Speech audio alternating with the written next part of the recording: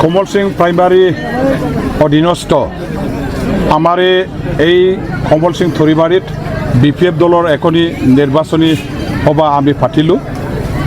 ইয়াত আমার এই অঞ্চলের ভালেখিনি রাইজে স্বইচ্ছায় ওলাই আহি পেলাই আমার এই কার্যসূচীত যোগদান কৰিলে, অংশগ্ৰহণ কৰিলে। ৰাইজৰ সহযোগ অংশগ্ৰহণ যথেষ্ট আমাৰ কাৰণে উৎসাহজনক। আমি এই ৰাইজৰ উপস্থিতি ৰাইজৰ অংশগ্ৰহণটো দেখি পেলাই এই অঞ্চলত বিপিএফ দলে সৰ্বাধিক ভোট নিশ্চয় লাভ কৰিব পাৰিম। অন্যান্য দলবিলাকে যিমানখিনি ভোট পাব ইয়াৰ ৪-৫ গুণ বেছি আমি ভোট লাভ কৰিব পাৰিম বুলি আশা কৰিব পাৰোঁ। এতিয়া আমাৰ আকৌ সন্তোষজনক ঘটনাটো হ'ল যে আজিৰ এই সভাখনতে আমাৰ UPPL দলৰ পৰা কমল সিং প্ৰাইমাৰী কমিটিৰ প্ৰাক্তন সভাপতি তেখেতে আমাৰ দললৈ যোগদান কৰিছে আৰু তেখেতৰ লগত আমাৰ এই অঞ্চলৰ ভালেখিনি UPPL আৰু BJP কৰাবিলাকে BPF দলত যোগদান কৰিছে। আজি ডাঙৰ এটা গৰাখহনীয়া হৈ গ'ল BJP আৰু UPPLৰ এইখন আমাৰ প্ৰাইমাৰী কমিটিৰ অধীনত।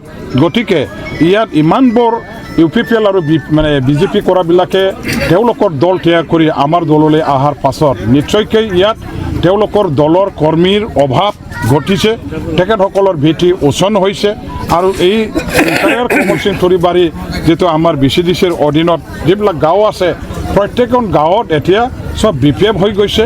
BPFকে ভোট দিবৰ কাৰণে, নাঙলকে ভোট দিবৰ কাৰণে সকলোৱে এতিয়া সিদ্ধান্ত লৈছে আৰু এই সিদ্ধান্ত লোৱাৰ এটা ইয়াত স্পষ্টভাৱে পিকচাৰটো আজি এই সভাখনত আমি দেখিবলৈ পাইছোঁ।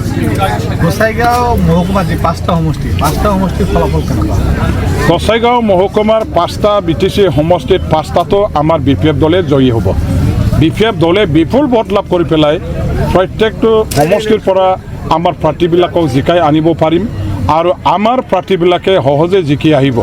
আমি খবৰ পোৱা মতে প্ৰত্যেক আমাৰ 5টা সমষ্টিৰ যিবিলাক কেণ্ডিডেটসকল আছে সেই কেণ্ডিডেটসকলৰ লগত দৈনন্দিন অন্যান্য দলবিলাকৰ পৰা তেখেতসকলে নিজৰ দলটো ত্যাগ কৰি যোগদান কৰা সেইটো আমি খবৰবিলাক পাই আছোঁ।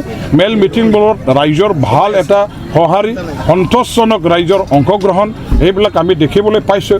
গতিকে আমাৰ 5টা সমষ্টিটো জিকি যোৱাৰ যিটো আমাৰ ৰাইজৰ একেবাৰে খুব ভাল আৰু আমি জিকিব পাৰিম, ইয়াত 1%ও সন্দেহ নাই।